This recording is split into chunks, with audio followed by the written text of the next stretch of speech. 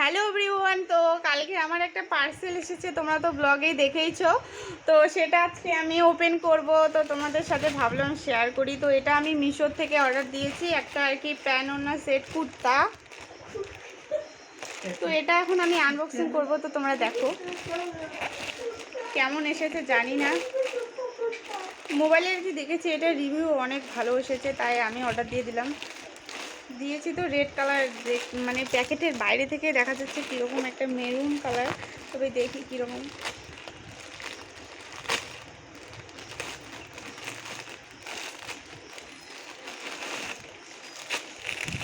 আগে দেখি কত সুন্দর দেখতে, তারপর তোমাদের সাথে দামটা শেয়ার করব।